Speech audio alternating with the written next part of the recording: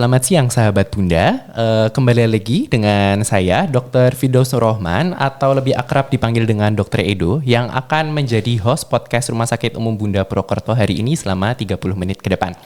Nah, program podcast kali ini yang akan kita bahas temanya adalah nyeri yang akan dibahas oleh narasumber yang berkompeten di bidangnya yang saat ini sudah hadir di tengah-tengah kita semua ya, yaitu Dr. Yohanes William Prasetyo, spesialis syaraf, SPN FIN, AIVOCA, DFIDN. Selamat siang Dr. William. Selamat siang Dr. Edo.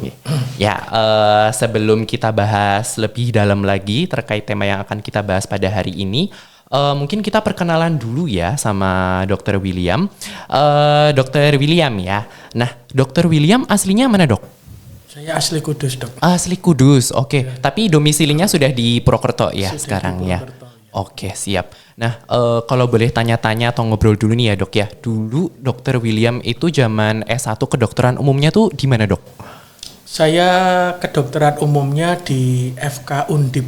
Oh, FK Undip, Universitas Diponegoro Semarang ya dok ya. Oke, itu begitu Dr. William lulus sebagai dokter umum dulu, itu langsung lanjut spesialis syaraf atau mengabdi dulu sebagai dokter umum dok? Ya. Saya masuk FK Undip itu 2022, lulus dokter umum 2028.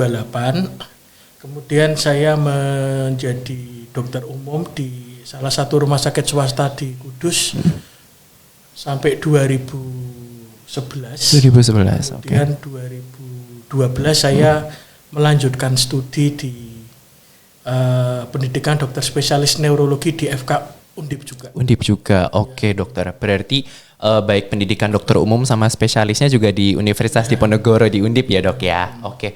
Berarti dokter sejak Dr. William lulus sebagai dokter spesialis syaraf sampai sekarang udah berapa tahun dokter mengabdi sebagai dokter spesialis syaraf dok? Saya lulus spesialis syaraf itu 2017. Jadi kurang lebih sudah hampir 7 atau 8 tahun ya 7 atau 8 tahun, iya betul dokter. Dari 2017-2018 sampai 2025 ya dok ya, udah 7 sampai 8 tahunan ya dok ya. Nah mungkin nih Dr. William kan selain punya gelar sebagai dokter spesialis syaraf juga ada beberapa gelar yang lain juga nih dok. Ada SPN FIN, AIVOCA, DFIDN ya dok. Boleh nggak dok mungkin diceritain dokter gelar satu-satunya biar nanti sahabat Bunda di rumah bisa paham nih dok. Gitu. Jadi saya setelah lulus kemudian saya mendalami dunia intervensi nyeri. Tahun 2021 saya dapat gelar Fellowship Manajemen Intervensi Nyeri dari Kolegium Perdosni. Kemudian 2023 itu saya ambil Diploma of Functional Integrated Dry Needling dari American Institute of Functional Dry Needling juga. Kemudian saya ambil kursus sport fisiologis atau ahli ilmu faal kedokteran waktu itu dari Paivori. Oke. 2023 Desember kalau nggak salah. Oh iya, berarti sampai ke luar negeri ya dok ya? Enggak. Oh enggak. Oke. Siap. Oke, berarti Dr. William keren banget ya dok ya, maksudnya udah sampai update ilmunya itu banyak banget sampai ya itu dibuktikan gelarnya itu sampai ya, sebanyak itu ya dok. Banyak yang lebih keren. Nggak apa-apa dok, maksudnya buat semangat saya juga dok, maksudnya kalau insya Allah ada rezeki maksudnya untuk jadi spesialis ke depannya kan saya jadi ikut seperti Dr. William bisa update ilmunya banyak gitu loh dok. Dr. William mungkin selama 7 atau 8 tahun tadi ya Dr. William mengabdi sebagai dokter spesialis syaraf, boleh diceritain nggak dok mungkin kasus-kasus yang paling banyak dokter yang dokter temui ya yang berhubungan dengan materi yang kita bahas hari ini terkait nyeri dokter, mungkin yang paling banyak atau mungkin yang paling berkesan menurut Dr. William, boleh diceritakan dokter? Untuk kasus di bidang neurologi memang yang paling banyak kasus nyeri dok. Itu nyeri saraf, nyeri otot, nyeri sendi ya, banyak macamnya nyeri. Kemudian yang kedua adalah kasus vaskuler yaitu stroke. Oh, jadi yang dominan memang kasus nyeri. Oh, oke. Siap dok. Oke, berarti memang selama 7 atau 8 tahun memang untuk maksudnya kasus-kasus syaraf emang dominan paling banyak itu memang nyeri ya dok ya, kasus nyeri dan emang yang paling banyak ini stroke ya dok, kasus stroke ya dok ya. Nomor 1 nyeri. Nomor 1 nyeri. Nomor 2 vaskuler atau stroke. Oh oke. Nomor 2 vaskuler atau stroke ya dok ya. Oke. Nah mungkin langsung kita bahas lebih dalam ya dok terkait materinya hari ini. Boleh nggak dok dijelaskan dokter sebenarnya pengertian atau definisi dari nyeri sendiri itu apa sih dok, mungkin dari pandangan dari spesialis syaraf supaya mungkin sahabat bunda di rumah bisa lebih paham dokter. Ya, baik.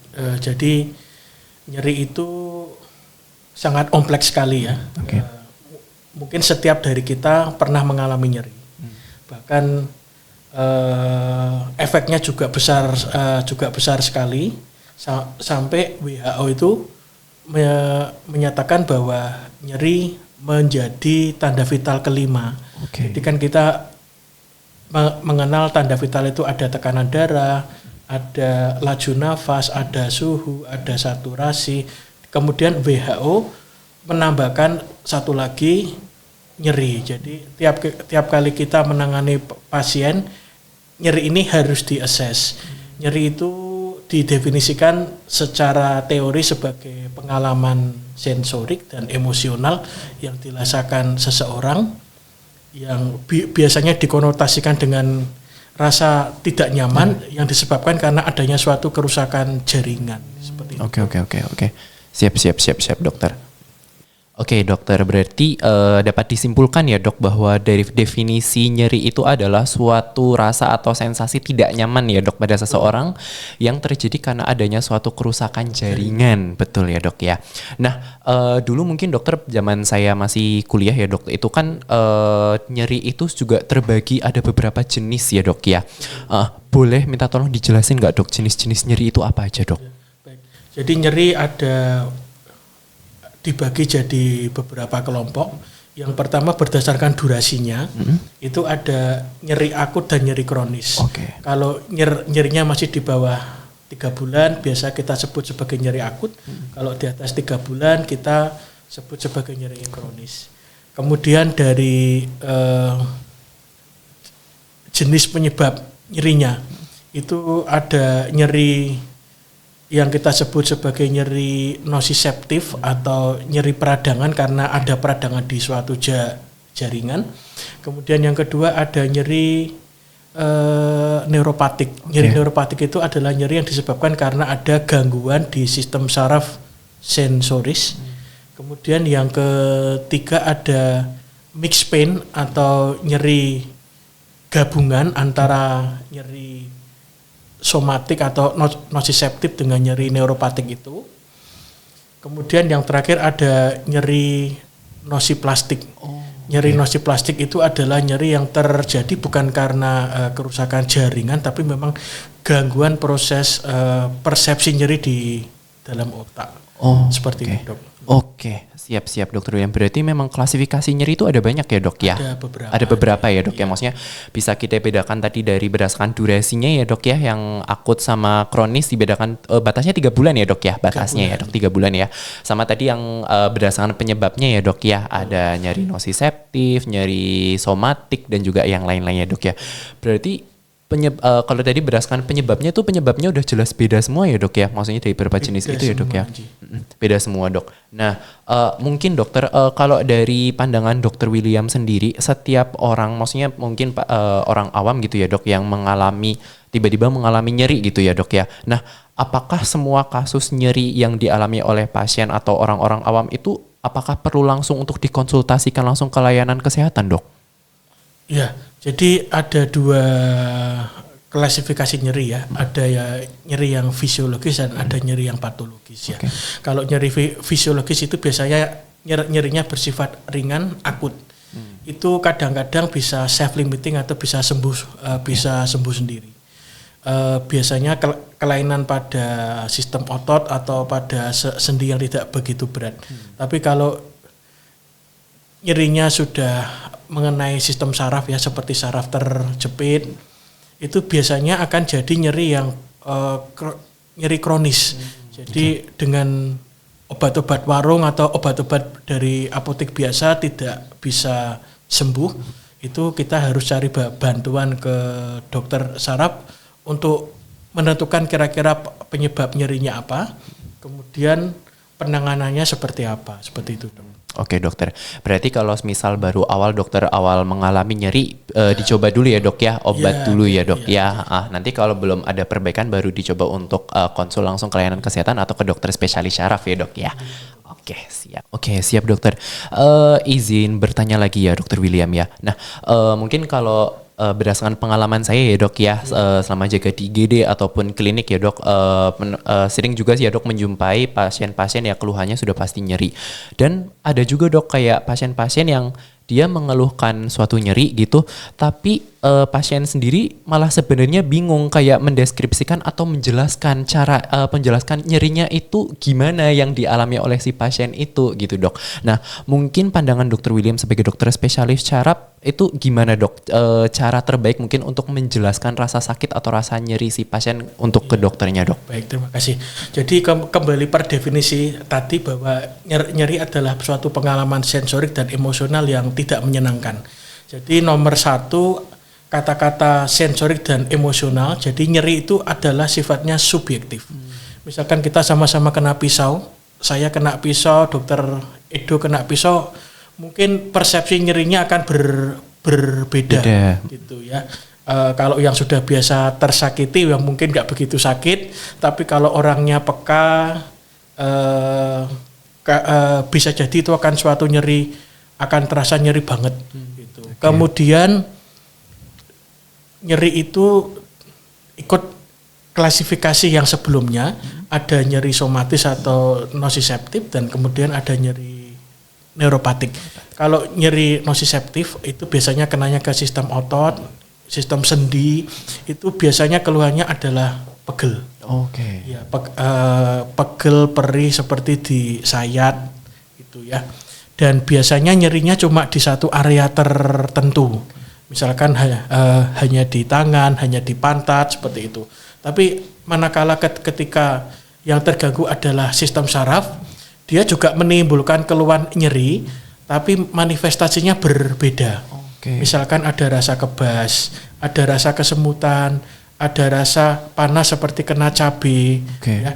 Ada rasa misalkan pada pasien diabetes yang tidak terkontrol itu kadang sering telapak kakinya terasa tebal, pliket seperti ada pasirnya. Okay. Jadi sama-sama definisinya adalah rasa tidak nyaman yang dialami oleh pasien, tapi tergantung dari sumber nyerinya itu dari mana.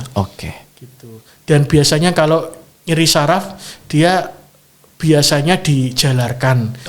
Jadi berbeda dengan nyeri somatik atau otot yang hanya pada satu titik. Kalau nyeri saraf biasanya dia dijalarkan karena saraf itu perjalanannya seperti kabel atau serabut, dia bercabang-cabang. Jadi dia kalau terjepit di pangkal, kadang nyerinya bisa jalar sampai ke ujung serabut itu. Oke, siap dok.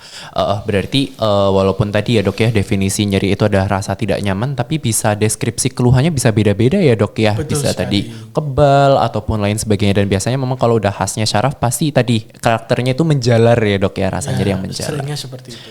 Oke, siap dokter William. Nah, kalau misal nih dok, ada pasien keluhannya nyeri ya dok ya. Dia sudah berobat, sudah minum obat, terus keluhan nyerinya sudah berkurang gitu ya dok, udah sembuh.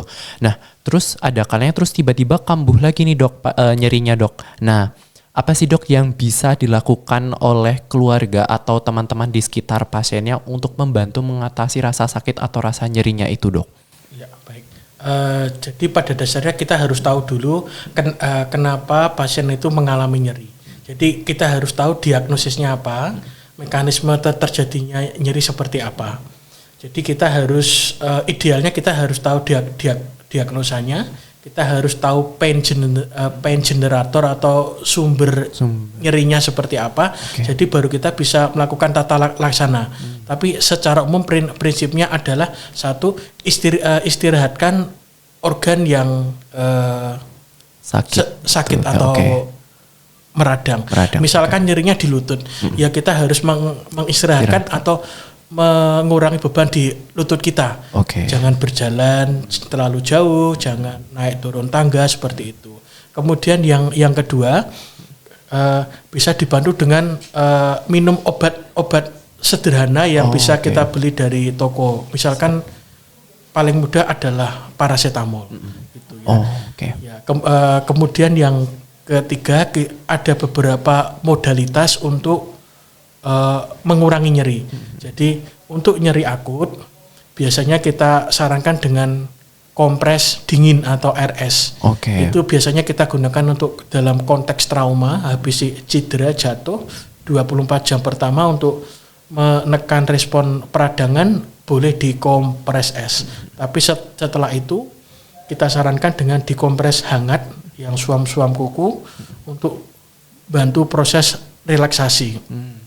Kemudian setelah itu bisa di rumah bisa dibantu dengan latihan atau exercise.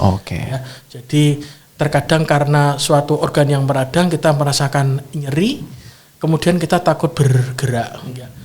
Itu ternyata salah. Dari beberapa penelitian ternyata dengan dilakukan gerakan-gerakan tertentu yang sifatnya stretching, pelemasan itu malah bisa membantu untuk meringankan nyeri seperti itu, Dok. Oke, siap Dokter William. Jadi memang bisa yang pertama tadi Dok diistirahatkan dulu organnya, terus organ coba yang meradang dan yang nyeri tadi ya Dok ya. Terus sama tadi minum obat tadi ya Dok ya, obat anti nyeri yang tadi bisa dari toko dulu, dan juga bisa dilakukan modalitas tadi yang kompres tadi ya Dok ya. Nah, gini Dokter, balik lagi Dokter, kan salah satu jenis nyeri yang tadi Dokter William udah coba jelaskan kan salah satunya ada nyeri kronis ya Dok ya, yang didefinisikan dia durasi nyerinya sudah lebih dari 3 bulan ya Dok ya. Nah, kalau misal ada pasien-pasien Dokter yang dia mengalami nyeri kronis ya Dok, apakah pasien tersebut akan seumur hidup Dokter menderita nyeri kronis itu Dok? Terima kasih. Belum tentu Dok. Jadi kembali lagi tergantung dari penyebabnya apa gitu kan. Nyeri kronis itu biasanya ada keterlibatan dari kerusakan sistem saraf sensorik. Ya, misalkan saraf kejepit seperti itu. Jadi nomor satu kita harus menemukan dulu penyebab nyerinya apa, pain generatornya apa. Kemudian yang kedua kita harus tahu mekanisme terjadinya nyeri seperti apa. Gitu. Baru kemudian kita bisa memutuskan terapinya seperti apa. Terapinya tidak selalu dengan obat, kadang dengan yang seperti kita bahas di awal Adi, kadang dengan mengistirahatkan, dengan dengan dilatih, dibantu ompres hangat, kadang bisa berkurang. Tapi yang jadi problem adalah seperti ini, bahwa sistem saraf yang sudah rusak itu memang proses pemulihannya lama. Jadi kita tahu bahwa saraf itu adalah seperti kabel, dia ada selubung mielin dan ada akson. Ibarat kabel itu ada selubung karet sama kawat tembaganya. Ketika kerusakannya memang sudah berlangsung lama dan parah dan tidak ditangani dengan baik, maka proses pemulihannya memang akan lama sekali juga. Karena proses regenerasi saraf itu agak susah dan lama, memang seperti itu Dok. Tapi bukan tidak bisa sembuh. Ya. Oke Dokter, berarti memang pasien yang menderita nyeri kronis itu bisa sembuh juga, tapi istilahnya pasiennya juga harus sabar ya Dok ya, karena memang penyembuhannya lama juga ya Dok ya. Oke, siap Dokter. Dokter William izin bertanya lagi ya Dok ya. Sebenarnya ini tadi nyambung juga ya Dok sama yang tadi Dokter William udah jelaskan tadi terkait modalitas ya Dok ya, tadi terkait kompres dan juga lain sebagainya. Nah, boleh diceritakan nggak Dok sebenarnya apa aja sih Dok jenis-jenis intervensi atau modalitas nyeri yang bisa dilakukan Dok? Mungkin dari segi farmakologis atau non farmakologisnya gitu Dok. Ya, terima kasih. Jadi untuk tata laksana nyeri, terutama nyeri kronis itu agak kompleks memang. Dia bisa dengan obat atau tanpa obat. Yang tanpa obat yang kita bahas di depan Adit. Kemudian yang dengan obat ada 2, ada obat medikamentosa. Itu pun jenis obatnya sangat berbeda dengan nyeri akut ya. Kemudian setelah dengan obat dirasa perbaikannya sangat lambat, kita bisa teruskan ke prosedur intervensi nyeri. Jadi intervensi nyeri itu adalah suatu prosedur medis non-invasif yang dilakukan dengan tujuan untuk mengurangi atau menghilangkan nyeri. Non-invasif berarti kita tidak menggunakan pisau, tidak ada luka yang besar, jadi kita hanya memakai jarum. Atau kalau yang orang bilang disuntik. Iya, seperti itu. Kemudian prosedur intervensi ini ada secara garis besar ada beberapa macam. Yang pertama adalah terapi injeksi atau disuntik. Kemudian yang kedua ada terapi ablasi. Jadi kita pakai modalitas jarum suntik juga. Kemudian saraf yang menyebabkan nyeri itu kita panaskan sehingga rasa nyerinya berkurang, itu dengan modalitas radiofrekuensi. Kemudian yang ketiga ada simulasi ya. Misalkan SCS atau spinal cord stimulation, itu adalah suatu alat yang berbentuk chip yang ditanamkan dalam sistem saraf. Dia bisa diaktifkan untuk mengganggu aliran listrik di dalam saraf agar tidak otak kita tidak terlalu berespon terhadap rangsang nyeri. Yang biasa kita lakukan adalah terapi injeksi. Terapi injeksi supaya kita bisa memberikan obat tepat pada pain generator atau sumber nyerinya, kita perlu panduan atau guided. Guidednya ada 2, guided ultrasound atau USG, kemudian yang satu lagi adalah fluoroskopi atau SIAM. Cuma yang SIAM ini dia efek radiasinya masih tinggi sekali dan biayanya mahal, jadi belum sering kita pakai. Yang terapi injeksi ini kita pakai dengan panduan ultrasound. Kita pakai jarum suntik seperti biasa, kita tentukan pain generatornya apa, kemudian kita berikan obat dengan dipandu alat ultrasound itu langsung ke titik yang kita perkirakan menyebabkan nyeri. Obat yang kita suntikkan juga banyak sekali. Yang paling konvensional itu kita bisa menyuntikkan obat pengurang rasa sakit atau lokal anestesi seperti lidokain. Kemudian yang kedua kita bisa menyuntikkan obat radang seperti golongan steroid. Yang sering dipakai adalah triamcinolone. Kemudian sekarang banyak berkembang juga tentang regenerative in pain medicine. Jadi kita tidak cuma sekedar mengurangi nyeri, tapi kita berupaya bagaimana organ yang rusak atau meradang itu bisa sembuh atau melakukan regenerasi. Ada beberapa obat yang biasa kita pakai, yang paling lama kita pakai itu adalah dextrose. Dextrose hypertonic, jadi dextrose dengan konsentrasi 15-20%. Kemudian yang kedua PRP atau platelet rich plasma. Kemudian yang ketiga kita bisa pakai dextrose 5% atau D5W itu untuk membantu meregenerasi saraf. Yang paling mutakhir kita bisa berikan beberapa obat seperti skeletum atau stem cell untuk mempercepat regenerasi organ yang meradang.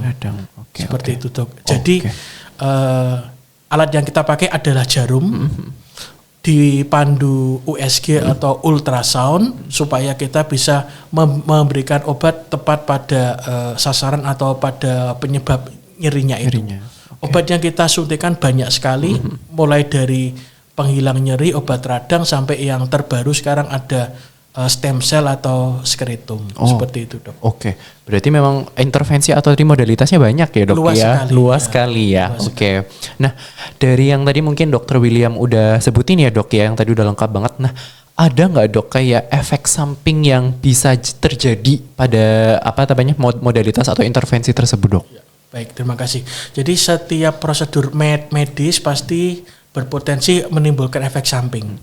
Kalau dari prosedurnya atau dari tindakannya, karena kita proses suntik, maka efek sampingnya adalah nomor 1 nyeri.